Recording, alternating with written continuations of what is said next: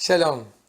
Dans la paracha de Balak, nous nous apprêtons à rentrer en Eretz Israël. Nous sommes vraiment sur le chemin à la frontière de rentrer en Eretz Israël. Balak, le roi de Moab, évidemment, exprime une grande crainte à l'égard du peuple juif qui s'apprête à conquérir sa terre, de retour sur sa terre.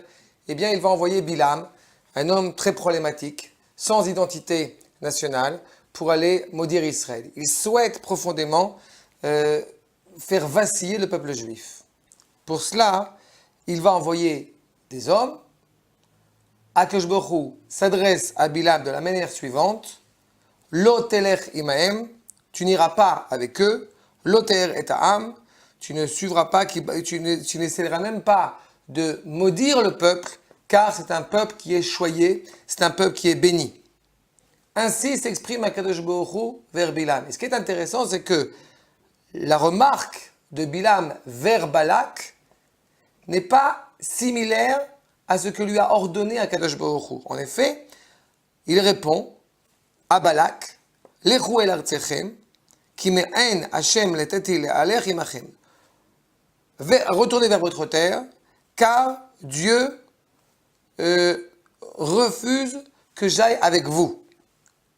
Ainsi va comprendre, malheureusement à juste titre, Balak.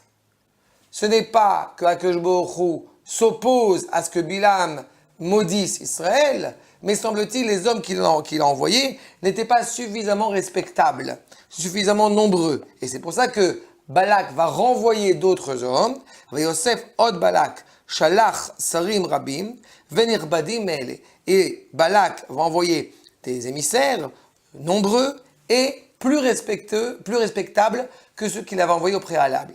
Je crois que la nuance dans le discours entre ce que Akadosh Baruch Hu a dit à Bilam et ce que Bilam rapporte à Balak met bien en évidence les vertus profondément problématiques de Bilam. Ainsi, Bilam est invoqué par l'orgueil. Sa langue n'a pas fourché involontairement. C'est volontairement qu'il n'est pas prêt à accepter l'idée, lui un homme riche, lui un homme qui cherche le pouvoir, il n'est pas prêt à accepter l'idée que le maître de ces lieux, Akadosh Baruch Hu, le roi des rois, lui dicte ce qu'il doit faire et comment il doit le faire. Aussi, pour ne pas se mettre en porte-à-faux vis-à-vis de Balak, l'orgueil étant tellement exacerbé, il va invoquer l'idée que ces hommes ne sont pas suffisamment respectables pour qu'il aille avec eux.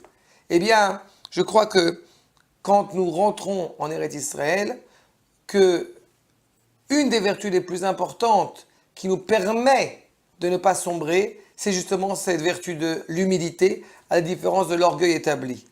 Nous savons que quand Bilam a effectivement essayé de maudire Israël et qu'inévitablement il n'a pas pu le faire et qu'il a fini par bénir Israël, cette bénédiction est arrivée aux oreilles de l'âme Israël, qui est en soi une bonne chose.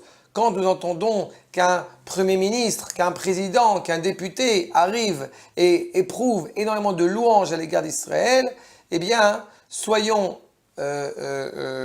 à la fois heureux d'entendre ces paroles, mais à la fois faisons preuve d'humilité, puisque justement, au moment où Bilam a béni Israël, ces paroles sont arrivées aux oreilles du peuple, et c'est ce qui malheureusement va les faire trébucher quelque temps après dans la région de Shittim, avec les femmes et la problématique de la débauche. Sur ce, Shabbat Shalom.